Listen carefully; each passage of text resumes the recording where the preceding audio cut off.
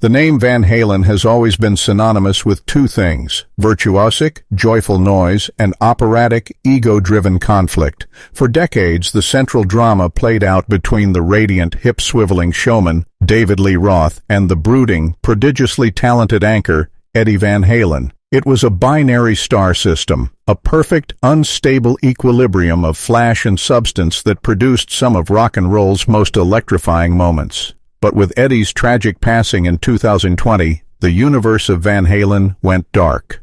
The music stopped. The question of legacy, always a contentious one, was left hanging in the air, unresolved and deeply painful. Now, from that silence, a new voice has emerged, not to offer a eulogy, but to pick up the torch and, in doing so, reignite the old wars. That voice belongs to Wolfgang Van Halen, Eddie's son, who has spent the last few years diligently carving out his own identity with his band, Mammoth WVH. Wolfgang's journey has been one of respectful homage and cautious individuation. Until now. His latest single is not just a song. It is a seismic event in the Van Halen narrative. It's a track so raw, so pointed, and so drenched in a specific, simmering resentment that it feels less like a release and more like a confrontation. It's a song David Lee Roth, the man who built his persona on unshakable, diamond-coated confidence, will not like. Not one bit. To understand the shockwave of Wolfgang's new track, one must first understand the complex tapestry of his relationship with Roth. Wolfgang was a child of the band's later years, entering the fray as a teenager when he replaced Michael Anthony on bass for the 2007 reunion tour. He witnessed the dynamic between his father and Roth, not as a distant fan, but as a son in the room. He saw the exhaustion, the frustration, the emotional toll that the Diamond Dave persona could take on the man who was, to him, just Dad. Publicly, Wolfgang has always been measured, often expressing a familial, if strained, affection for Roth. But the cracks have shown. He has openly discussed the difficulty of the 2007 tour, the emotional whiplash of Roth's mercurial nature. The subtext was always there. Wolfgang was the protector of his father's legacy, the keeper of the flame, and Roth was often perceived as a force of chaos threatening to extinguish it.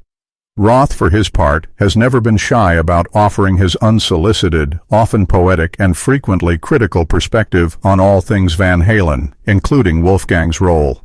This created a silent, generational tension, the young heir apparent versus the legendary, yet increasingly sidelined, original frontman. The new track, let's call it Glitter and Ghosts, for the sake of this analysis, shatters that silence. From the first note, the tone is different. This isn't the anthemic, hard-rocking positivity of Mammoth WVH's earlier work. The song opens with a clean, melancholic guitar arpeggio that is hauntingly reminiscent of Eddie's more introspective pieces, like Little Guitars or 316. But the warmth is gone, replaced by a chilling, atmospheric coldness. Then, the riff drops, not a celebratory eruption, but a heavy, grinding, almost metallic groove. It's aggressive, it's pissed off. Wolfgang's vocals, usually melodic and clear, are layered with a grit and a snarl we haven't heard before. He's not just singing, he's testifying. The lyrics are the heart of the shock. They are not vague allusions to betrayal. They are a scalpel-sharp dissection of a specific archetype, the aging rock star clinging to his myth. The first verse paints a picture of faded glory. You're still dancing in the shards of the mirror, telling tales of the man you used to be. The makeup's cracked, the smile's a little thinner. But the circus left town, and you forgot the key. The imagery is brutal and precise. The mirror is a direct callback to Roth's own iconic preening, now shattered. The circus is his carnival barker persona, now departed, leaving him behind. The chorus is where the gloves come completely off. It's a soaring, angry melody that lodges itself in your brain, its venom disguised by its catchiness. All that's left is glitter and ghosts, a punchline to your own toast. You built the temple, then you left the coast. Now you're just a shadow, the thing I miss the most. The genius and the cruelty of that last line is its devastating double meaning. On the surface, it could be read as a lament for what Roth has become, a shadow of his former self, and that loss is what Wolfgang misses. But the more painful and likely intended interpretation is that Roth is merely a shadow of the thing Wolfgang truly misses, his father. Eddie Van Halen is the ghost in the title, the spectral presence that haunts the song. Roth, with his endless stories and public posturing, is just the glitter covering the profound absence. He is the punchline to his own toast, a man who has become a self-parody, eulogizing himself while the true object of mourning remains unspoken. The second verse takes aim at Roth's lyrical style, his cosmic, jive-talking philosophy. Spinning words like they're constellations, mapping out a sky that's only in your head, while down on earth, the real foundations were built by a quiet man while you were something said. The line, "built by a quiet man while you were something said," is perhaps the most damning indictment in the entire Van Halen catalog. It completely inverts the band's perceived power structure. Roth, the mouthpiece, the something said, is relegated to the realm of ephemeral noise. Eddie, the quiet man, is the foundational genius, the action to Roth's words. It's a son's fierce partisan defense of his father's legacy, arguing that the substance was always being eroded by the style. One can only imagine David Lee Roth hearing this song. For a man whose entire identity is built on being the coolest, most unflappable guy in the room, being portrayed as a tragic, crumbling figure, a punchline, would be anathema. Roth's persona is a fortress of self-love. This song is a tactical siege on its walls. It doesn't just criticize him, it frames him as irrelevant to the true, enduring grief of the Van Halen story. It dismisses him, not with a shout, but with a devastating, sorrowful sigh. The musical arrangement itself is a weapon. Wolfgang, who plays every instrument on the track, is not just channeling his father, he is weaponizing his legacy. The guitar solo is not a happy, tapping-laced eruption. It's a torrent of anguish, full of bent notes that sound like sobs and frenetic passages that feel like a mind racing through grief and anger.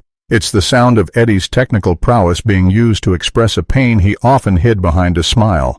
It's Wolfgang saying, "I inherited this language, and I will use it to tell a story you don't want to hear." The public and critical reaction has been predictably divided. Some hail Wolfgang for his bravery, for finally speaking a difficult truth that has been the elephant in the room for Van Halen fans for years. They see it as a necessary corrective to Roth's narrative control, a raw and honest expression of the pain that existed beneath the party.